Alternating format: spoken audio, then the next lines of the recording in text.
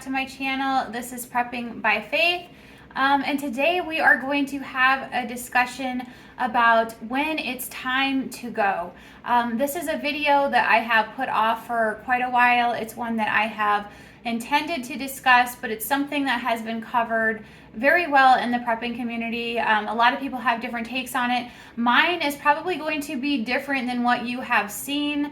I have actually been asked to put this video together by a community member, someone who said that she has actually experienced 2 disasters that she has had to deal with, and she wanted me to put a video together about bags and what kind of items that needed to be put in those, especially for herself and her 2 young children. So I'm going to be covering that information for you guys today. Before I get into sort of showing you what I have, I did want to mention a few things.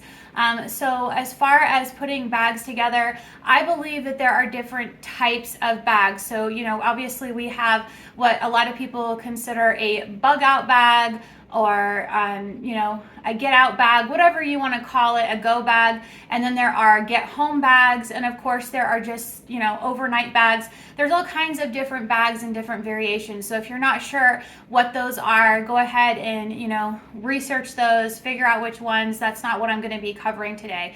What I wanted to mention is just a few things that I have thought about in regards to these bags. Now, as far as preparedness goes, there are probably some in the community that are like, I'm never going to leave. I'm never going to leave my home. I'm going to stay in there, till the last possible second. I'm cemented in there. Basically, I'm going to go down with the ship sort of thinking. But I want you guys to start thinking about preparedness, not just from a standpoint of an ultimate SHTF situation, but there are plenty of other situations where you would have to leave your home. If you live in a neighborhood and there was a gas leak in your neighborhood, you are going to be forced from your home. If there was an approaching wildfire, you would be forced from your home. If there is a situation with a hurricane, a lot of times, and you're on those coastlines, you are going to be forced from your home or risk death. So you have to make those kind of considerations into your preparedness. Never get stuck into a one type of scenario when you are prepping. We want to be prepared for all kinds of different circumstances and situations that we could be presented with, and we want to feel that we are adequately prepared for each of those to the best of our abilities. So this is the kind of information that I'm going to be covering today, sort of what we have in there.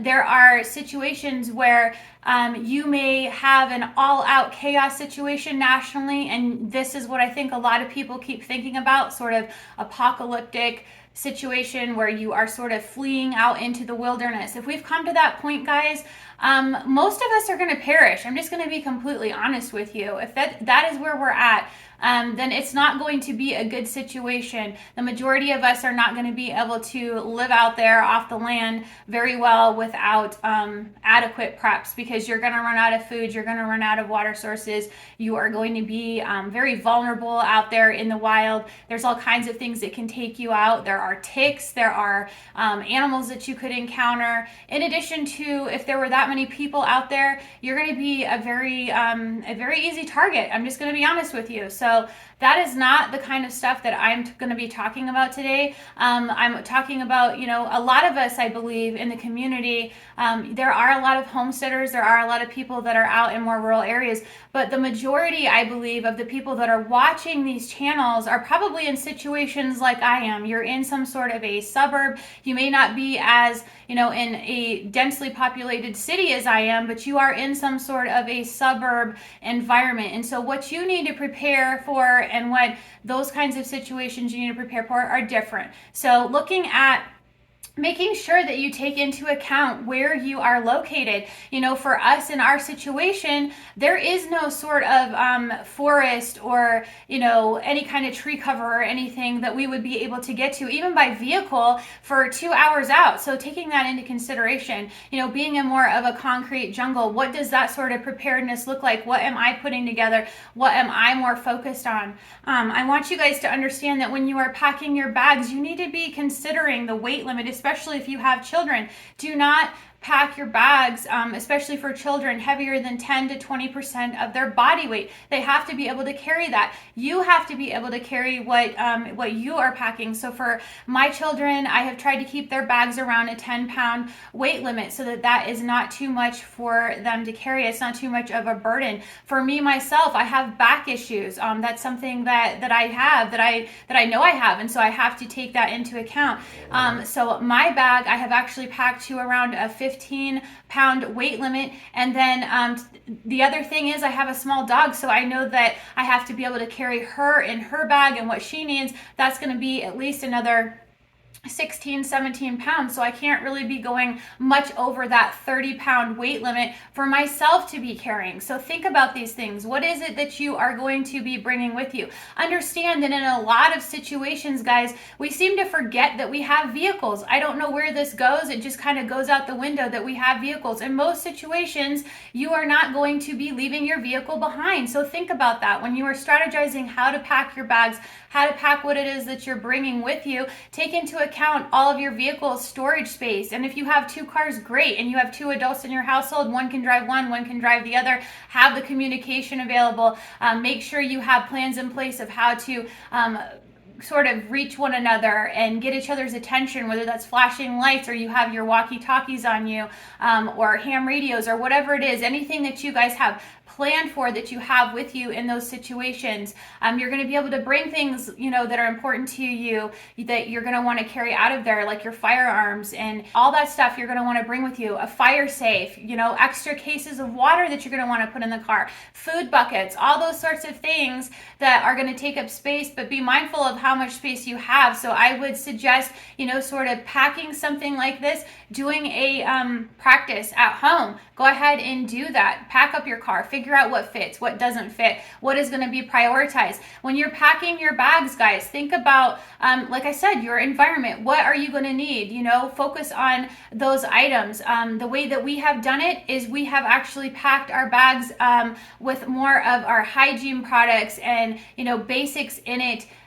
For the children that they're going to need, those core things. And then for us, we have packed our regular bags that we will be carrying with more of our gear. And then we have created another bag that's just an additional duffel bag that's got, a lot of our clothing and things like that in it that we would need, that we could either, if we had to ditch that bag, we could pull from and incorporate those items.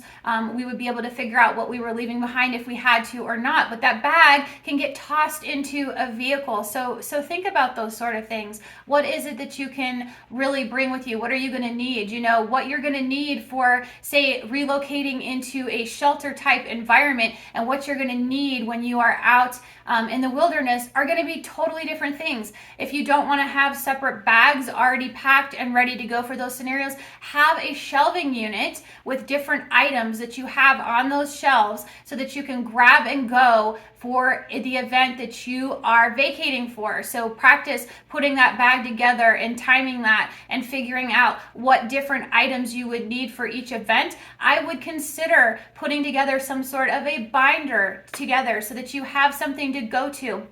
If this happens, this is what I do. These are the measures that I take. This is what I'm doing. So scenario-based training and planning, that's something that we have put together as well in our family. And I have created a tool for you guys for that is free for you to download if that's something that you guys are interested in. I have shared it several times before on my channel. So let's go ahead and get started. I'm going to break this into 2 parts. I'm going to go ahead and show you what I have for my children. And then in the next video, I will show you more of what we are doing for ourselves as well to sort of get you guys prepared. Okay, guys, so let's go ahead and get started on these bags. So what I have before you guys here are just my girls' 2 bags. So I have, this is my oldest and then this is my youngest. We're actually going to be going through 1 bag for time's sake. So the only difference between these 2 bags is that my older one is going to have, some feminine hygiene products and things in here that my younger one doesn't yet need. So that's pretty much the only difference between what I have packed for them.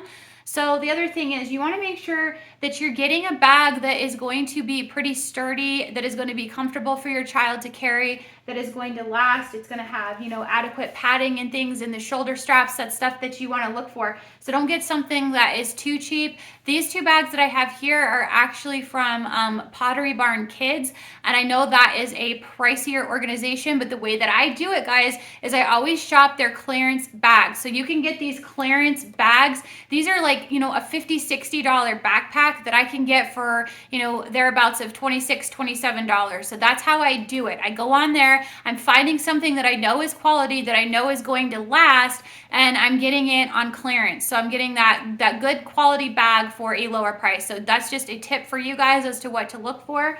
You want something with a lot of different pockets. I think that having all these pockets and pouches is really going to be beneficial.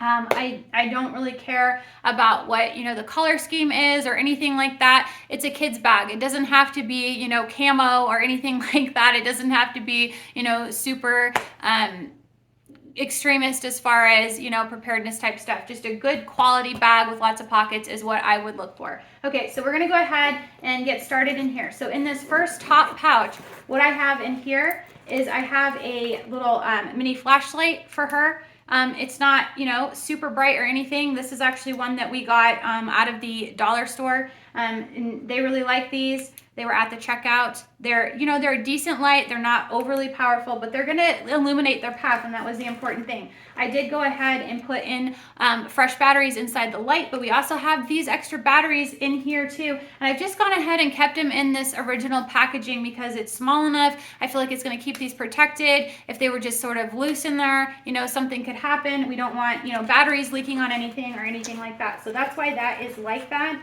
In addition to that, she does have some lens cleaning wipes in here. These, she wears glasses, guys. So be thinking about things that you need to put in your bag tailored to your specific needs. If there is a certain kind of medication that somebody in your family takes, that needs to take priority. That needs to make its way in the bag. If there are other, you know, ailments or anything else, you know, they're elderly, they need certain things in there that maybe somebody else doesn't. Think about those types of items that have to be in a bag. So that's what's in here. There's also a just a Carmex, a little chapstick. That's what's inside of this little pouch. We're gonna go ahead and move into the main compartment here. So I do have in here some goggles. This is just something I've put in here in case of, you know, a nuclear type event. I did want to make sure I had something like that in there, eye protection. So we have that. We have a couple of packages of goldfish. This is just a snack that she likes, so I wanted to make sure this was in there for her just in case. Now this bag is our hygiene bag that I have put together. So in it is a mini hairbrush, a deodorant. It has some flossers, it has a brand new toothbrush, a mini toothpaste, some extra hair ties, just a whole bunch of them that I got at the dollar store. It has a Sawyer mini inside of it.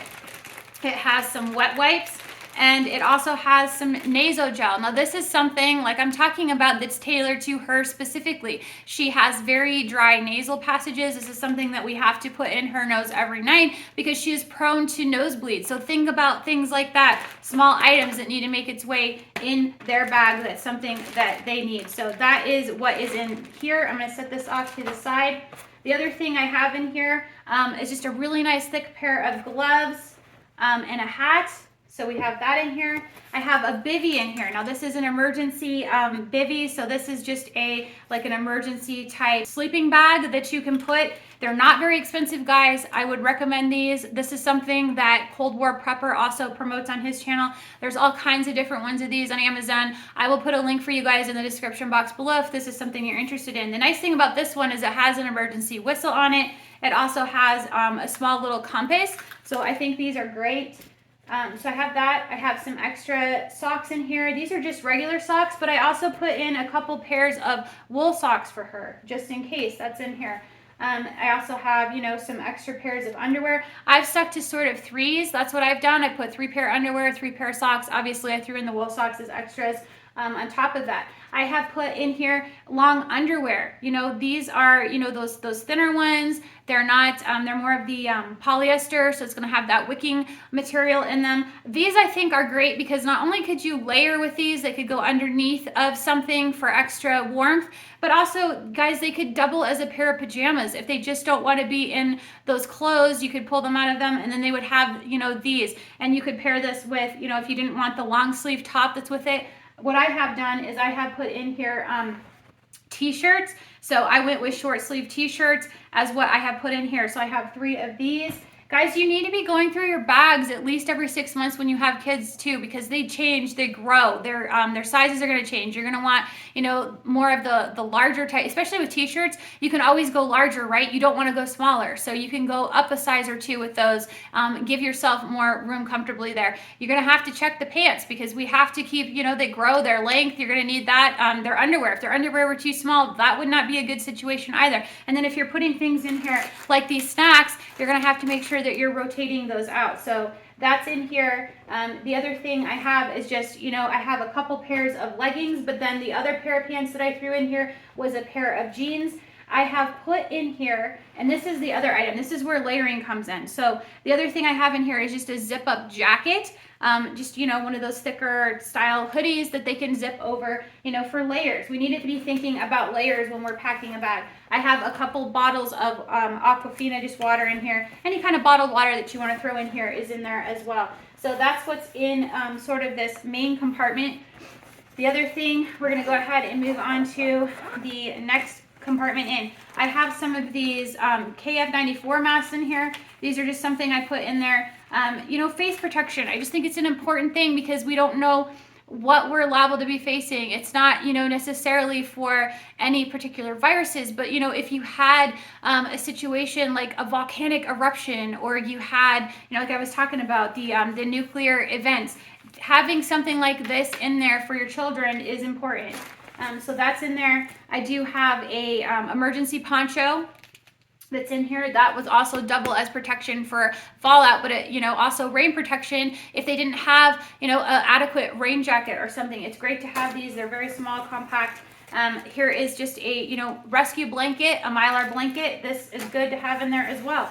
I did put in some extra Ziploc bags of different sizes. You never know what kind of things that you're going to be dealing with that you just need a bag for. There could be like little pieces of something or leftovers of something, and you need a bag. Guys, think about this. This doesn't take up much room. It's just a sandwich bag, a quart size. I think I have a gallon in here. Well, obviously I have this one because I have everything inside this one. I put a trash bag in here too because I don't know. You have your dirty laundry, whatever it is, and you want that separate from your other stuff. You don't want everything in your bag getting stunk up. Think about a trash bag. Doesn't take up a lot of room. It's in there. Her spare pair of glasses. She wears glasses, so we have to have, a spare pair kept in here in case something were to happen to the ones that she's wearing. I think it's great to have something like this in your bag.